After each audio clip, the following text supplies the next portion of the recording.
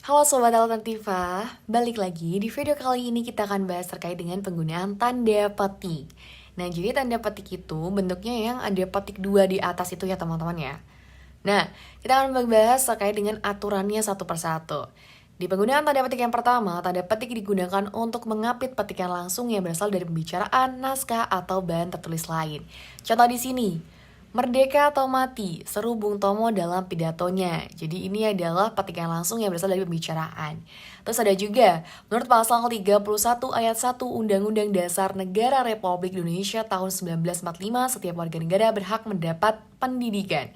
Nah, itu adalah petikan langsung yang dari naskah lain. Yang kedua, aturan yang kedua, tanda petik digunakan untuk mengapit judul puisi, judul lagu, judul artikel, judul naskah, judul bab buku, judul pidato atau khutbah, atau tema atau subtema yang terdapat dalam kalimat. Misalnya, kemarilah kita mainkan lagu Maju Tak Gentar. Ada kata lagu di sini. Di sini juga ada ceramah yang berjudul Hikmah dan Tujuan Berpuasa Ramadan. Jadi ditulis dengan menggunakan tanda petik ya.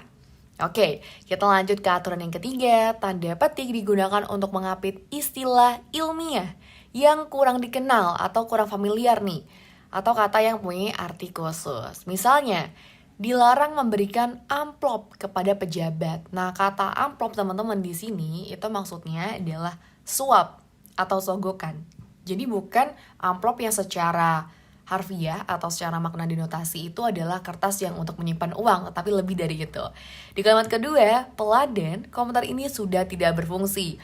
Nah, peladan itu teman-teman, itu adalah kata yang diserap di dalam bahasa Indonesia ya, dari artian kata server. Jadi kita punya kata peladan itu yang sama dengan kata server itu sendiri. Nah, karena tadi udah bahas penggunaannya, sekarang kita latihan soal terlebih dahulu. Seperti biasa, teman-teman bisa di-pause terlebih dahulu videonya, lalu dipikirkan mana jawaban yang benar.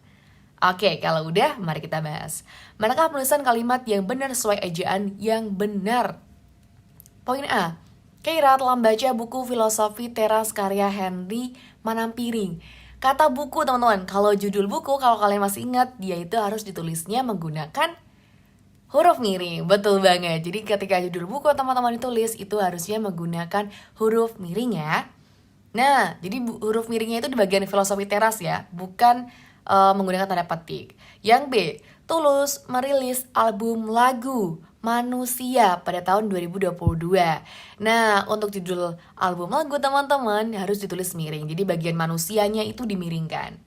Yang C, dalam konser semalam, Denny Caknan menyanyikan lagu Sanes sebagai penutup. Nah, judul lagu yang tadi sesuai di poin yang kedua ya teman-teman, dia menggunakan tanda petik 2. Nah, ini sudah tepat banget. Jadi sanesnya itu dipakein tanda petik 2. Ya, ingat kalau judul lagu dia menggunakan petik 2, kalau album lagu itu menggunakan huruf miring. Selanjutnya yang D, film Habibie dan Ainun diangkat dari kisah nyata. Teman-teman harus ingat, kalau nama judul film harus dimiringkan ya, bukan menggunakan tanda petik 2. Jadi Habibie dan Ainun itu dimiringkan. Meskipun di sini dia nama orang ya, tapi dia digunakan sebagai judul film. Yang E, orasi itu dimuat di kompas.com. Kompas.com itu adalah nama media massa ya teman-teman ya. Jadi kalau nama media massa ditulis menggunakan huruf miring. Nah, kita udah ketemu nih. Opsi yang paling tepat itu adalah opsi yang C, jadi yang B itu salah, yang D juga salah, dan yang E juga salah, tapi yang paling benar adalah C. Nah, sebelumnya teman-teman aku mau ngasih tips terlebih dahulu ke kalian. Jadi untuk membedakan penulisan judul yang menggunakan tanda petik atau huruf miring, cobalah kalian lihat ruang lingkup karya tersebut. Jika lebih kecil dan tercantum di karya yang lebih besar, maka ditulis menggunakan tanda petik. Sementara itu, jika karya tersebut memiliki ruang lingkup besar, berarti menggunakan huruf miring. Nah, aku kasih contoh dulu teman-teman untuk mempraktekannya. Contohnya tadi album lagu sama judul lagu. Kalau album lagu itu kan yang di luar ya, dia lebih gede nih, seperti itu. Terus, judul lagu atau lagunya itu ada di dalamnya. Lagu itu lebih, ruang lingkupnya lebih kecil. Nah, yang ditulis pakai huruf miring itu adalah yang album lagunya yang lebih besar.